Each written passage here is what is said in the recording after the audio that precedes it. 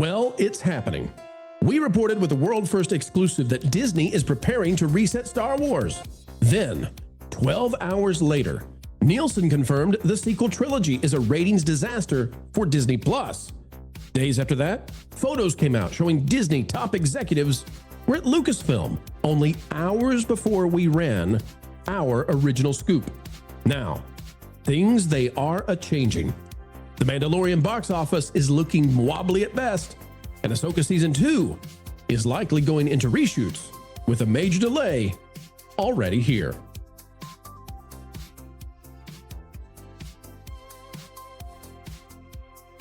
Hello folks, hello friends, welcome back yet again. What a beautiful day to be alive. The sun is shining, and even if the clouds are overhead, folks, hang tight. Mr. Blue Sky is on his way once more. We call him Mr. Blue Sky. It's Lorne. Lorne is the Star Wars guru extraordinaire of the internet, of the world. Lorne, welcome back. Thanks. That's some pretty hefty shoes that you got me filling there. Well, listen, I'd rather give that title to you than Pablo Hidalgo or Dave Filoni. I want you to have it, okay? Will you take it? Run with it, Lorne. Run with it. All right, let's go. All right, folks, as we run with it, you click the like button, and off we go with geeksandgamers.com. Marvin Montanero says Ahsoka Season 2 has been delayed to 2027. Are reshoots happening as Star Wars strategy shifts? Disney officially confirmed that Ahsoka Season 2 has been delayed to early 2027, and the timing of that release is already raising major questions about what's happening behind the scenes at Lucasfilm. The delay is particularly noteworthy because the second season reportedly wrapped filming months ago. Under normal circumstances, a completed season of a major streaming series would not be sitting on the shelf for over years unless something significant was happening internally. Now, fans are beginning to wonder whether Ahsoka Season 2 was delayed for something far more than scheduling issues. Lorne, there's no way this is a scheduling issue. This is 100%, I believe, the result of Disney needing to jettison what they had with Ahsoka and change it at least a little bit. And this, Lorne, I mean, we can't do this on our own, all right? I mean, there's no way that we can predict this, and it happens 2 weeks later.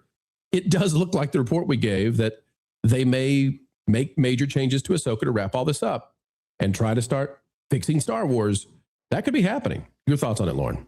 Yeah, my thesis has been for the last year to year and a half, pretty much since The Acolyte came out and crashed hard, that they put the brakes on everything. And I think what they were doing was waiting for Kathleen Kennedy to finally get out the door before they could begin implementing some of these changes. They began making changes to the parks.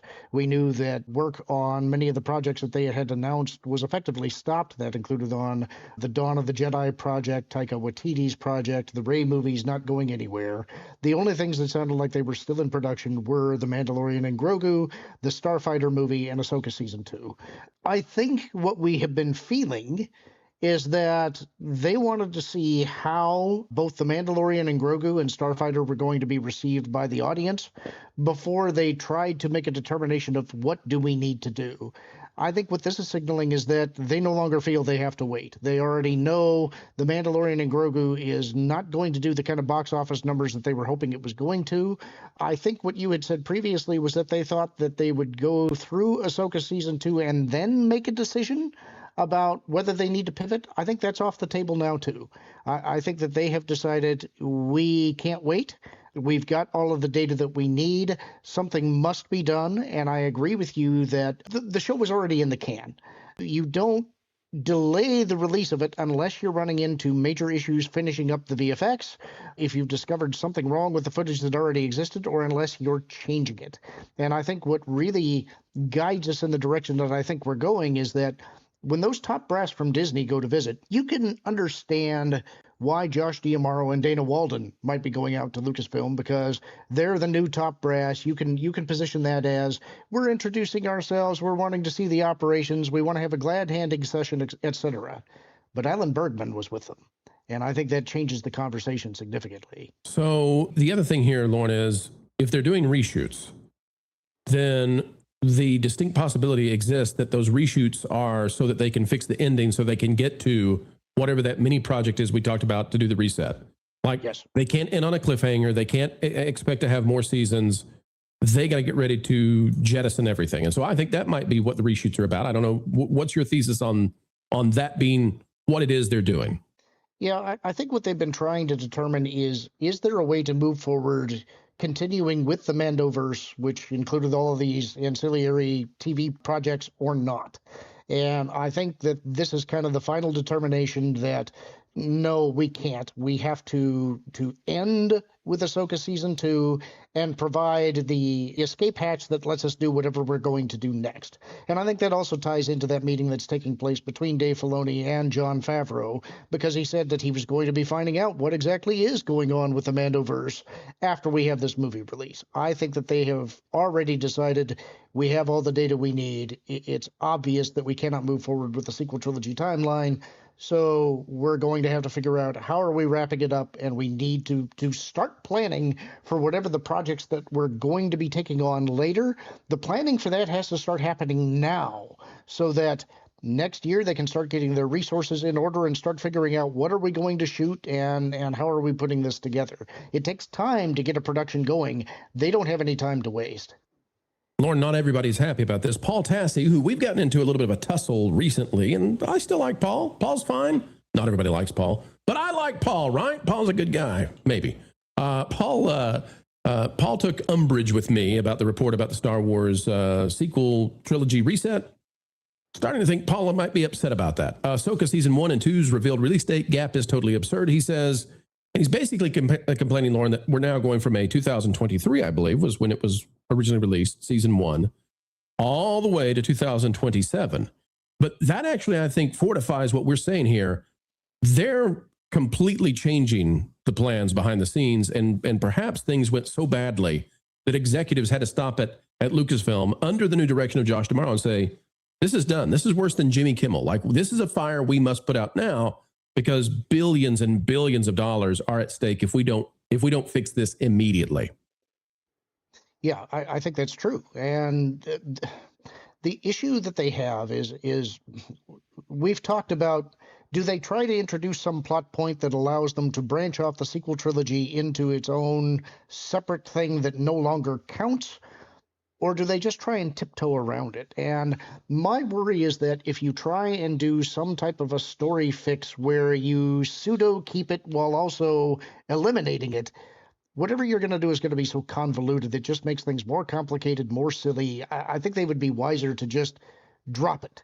But I also think they're going to be unwilling to do that. So I would guess that right now, the mandate is going out that's saying, look, we're not continuing with the sequel trilogy. We're not going to continue to try and push this. We have to pivot back to something that the fans actually want. They're impressing upon Filoni and Lin-Manuel Brennan and the other people that you're going to have to get your people in line. We're now about making profits, and we're going to start catering to the audience. We need to figure out what that means. That's going to take some exploration time while they try and blue sky whatever it is they're going to do. But it's impressing upon them that this is going to happen. It's no longer a question. And could you explain to the audience who's watching this, Lauren, and maybe it's the first time they're joining us, and maybe they've heard about this scoop that we did back on May 3rd, and they're saying, my gosh, they actually seem to have been on the money here. I'm going to start listening to what they have to say. Lauren, can you explain the logic behind why this Ahsoka series really is the last chance for them to fix this whole franchise in a way that makes sense? It gets really difficult after this point. Is that right? Yeah, a lot of this is still speculation, but it's based on the existing story points that they already have. And it's speculation that a lot of people have had in different variations. The World Between Worlds is a place that was introduced in the Rebels TV show that is an area within the Force that connects all space and time. And it has been used in a pseudo-time travel style once before in the show, during which a scene in which Ahsoka likely would have died was actually rescued by Ezra and pulled into a different time to prevent her death from occurring. And my speculation here is that the reason this is important is that Ahsoka, because she survives, later meets with the Mandalorian, tells him that he needs to take Grogu to Tython, where a Jedi can possibly be reached for training, and it is there that Grogu is kidnapped by Moff Gideon and the Empire so that they can extract more blood to continue their cloning experiments. And that's real quick, Lauren, that's what a lot of people don't understand. I don't want people to glaze over who aren't Star Wars fans. to simplify this, they took the Mandalorian concept and they connected it with the sequel trilogy. So that's where they were originally planning to go. I don't think that's where they're planning to go anymore. Well, if the speculation for how they would fix this story-wise is in the ballpark, what you have to do is prevent the Empire from capturing Grogu a second time and getting more blood. If they don't get more blood, they can't clone Emperor Palpatine, and so everything that happens there cannot occur. That's if they want to fix it through a story means. I still worry that's too convoluted. I think that casual audiences are going to have trouble following that kind of thing. I think it would be wiser to just paper it over time. Just start over back from the back end of Return of the Jedi and start telling new stories that just never lead in the direction that they started. But I don't know if they would be willing to do that. And there's also a danger that you could still confuse the audience by doing that. Speaking of which, it's amazing that you said that, and we can segue perfectly into the next point. I don't think you've even seen this yet. But the Kathleen Kennedy era of Lucasfilm is going to continue on for a while. She's gone somewhat, but the people that she put in place and the projects that she had going on, they're still going to release over time, one would believe. So even though we're pivoting, that pivot may not show itself until next year.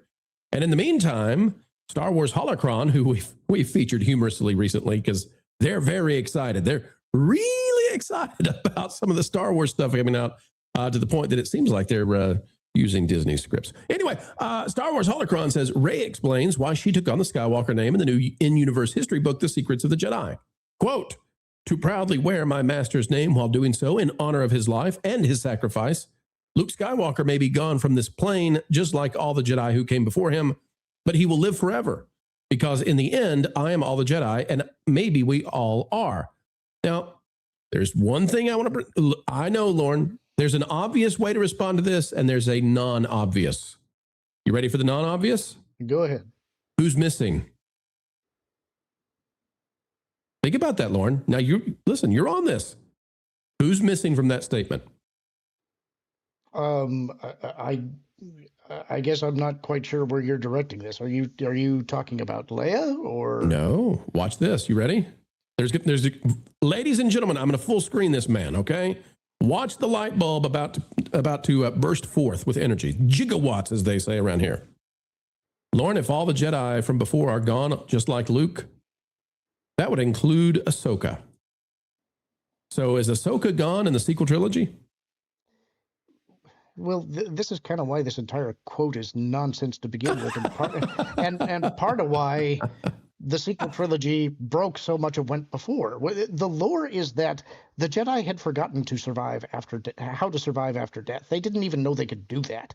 The only one who did know how to do that was Qui-Gon. And Qui-Gon taught Yoda. Yoda taught Obi-Wan. They are the ones who are able to do it. The other Jedi couldn't.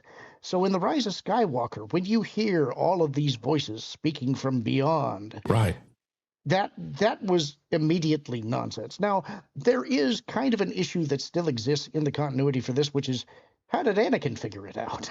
Right. But that's a minor issue compared to the idea that all of the Jedi suddenly are maintaining their identity after death. That's just a problem. And Ahsoka in that scene does speak, which also implies that, yes, she had passed on as well. Right. So, but yes, okay, this is the point I'm making, Lauren. Yeah. If in the canon already we can presume that Ahsoka dies, it's not such a big sacrifice for Filoni to have Ahsoka die at the end of season 2 or in a little mini project that resets the timeline. She's gonna die one way or the other.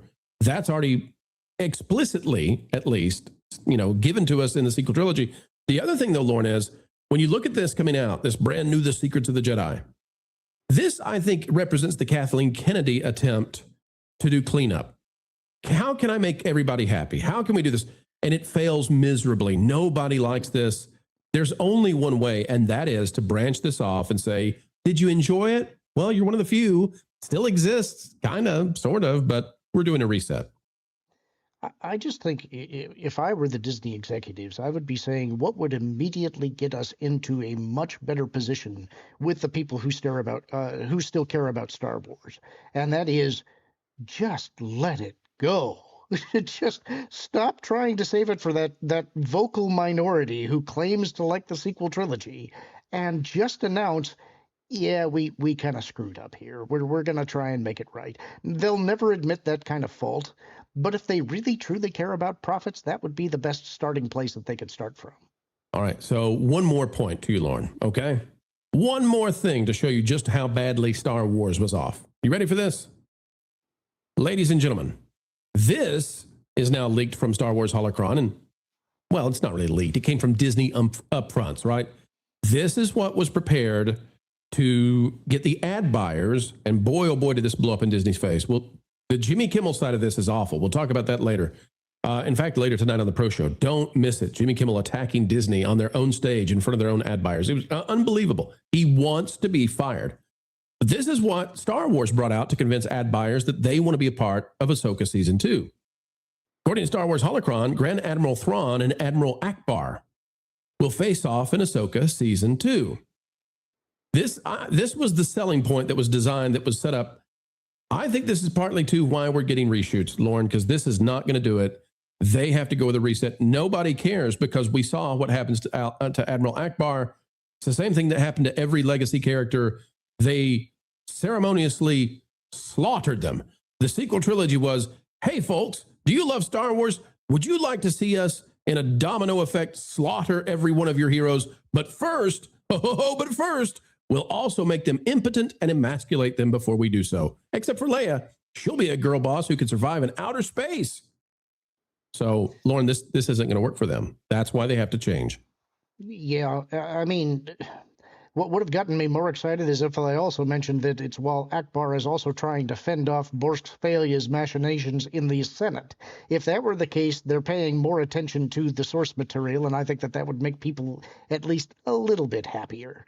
But they can't adapt all of that stuff. That's part of the problem with trying to do the adaptations of the novelizations, is that you have to cut so much to fit a predetermined runtime that you lose the essence of the story. They're in a real no-win situation here, and they waited so long to finally begin admitting internally that they have lost their audience goodwill that it makes it way harder to recover now. And I think no matter what they do, they're still in a real pickle, because the next logical question is, okay, no matter how we wipe this, if we wipe this, if the next thing that we do, the audience also doesn't accept, you've got nowhere to go and the property's completely dead. I think that's the one reason that they still entertain the idea of keeping the branch part of the universe alive, is that they're doing the calculation that half of something is still better than all of nothing.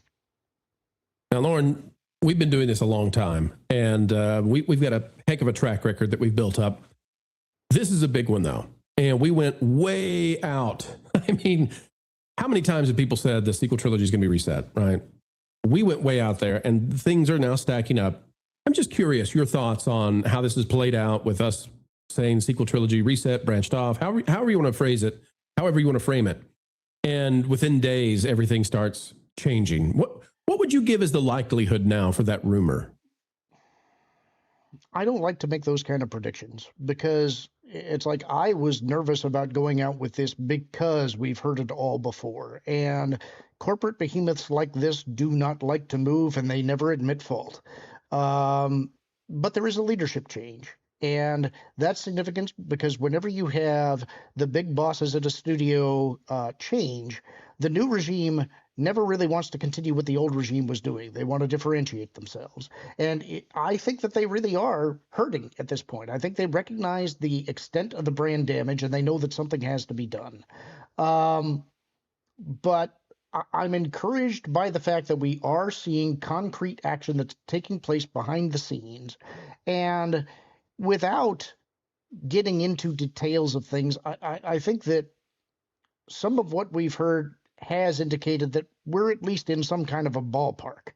And that always makes me feel a little bit better about how we're drawing conclusions. So that's where I'd leave it. Now, Lauren, as I've said, we've been doing this a long time. You have been with the channels essentially since the beginning. For the very first time, though, May 27th, we go on camera. Well, you've been on camera. I go on camera in the studio, Lauren. You've seen the new studio. You've seen how it's going to look. And It's going to open up a lot of possibilities. It's something I've been very hesitant and reticent to do, but AI and YouTube, it means that we got to do it. And frankly, I think it's going to be a lot of fun. Even though I will miss the anonymity of it all, I'm looking forward to being able to look into the camera and talk directly to viewers and do all the things that being frozen here with this cup in front of my face has prevented me for so long. Lauren, I just want to thank you, buddy. I've been going back through our videos to look at, all the coverage we've done of Star Wars. And, I'm actually nostalgic for doing this with you. It's been such a fun ride. And we could not have done it without you. So I wanted to send you a special thank you at the end of this video to say, if we are heading for a reset, I think you played a part in that over time. Well, we'll see. I am hopeful that some of what we're predicting is on the right track. And most especially, if it is, I hope that whatever they end up producing afterwards is good. That's all I want. I'm not rooting for Disney to fail. Nobody, but we're not. Yeah. We want good stories. And this is a property that was loved by multiple generations. And if it were to finally falter and die, that would be a shame. And I'm hoping that somehow they find a way to get competent people in there who actually care about the property and want to see it continue into the future, because that's the only way Star Wars will survive. Absolutely. All right, folks, it's your turn. Click that like button, subscribe, and share this out. And wouldn't you know it, tomorrow, Thursday on the Pro Show, not only will we have discussed Kimmel tonight, but tomorrow at noon Eastern, we will be joined by the Critical Drinker hopping on the channel for the very first time. Looking forward to that.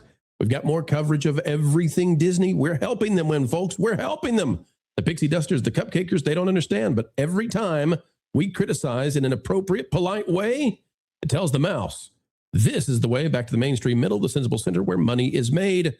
Folks, until the next time, we have the honor, the privilege, and the pleasure of spending time together. Keep learning, keep growing, and as always, keep having fun.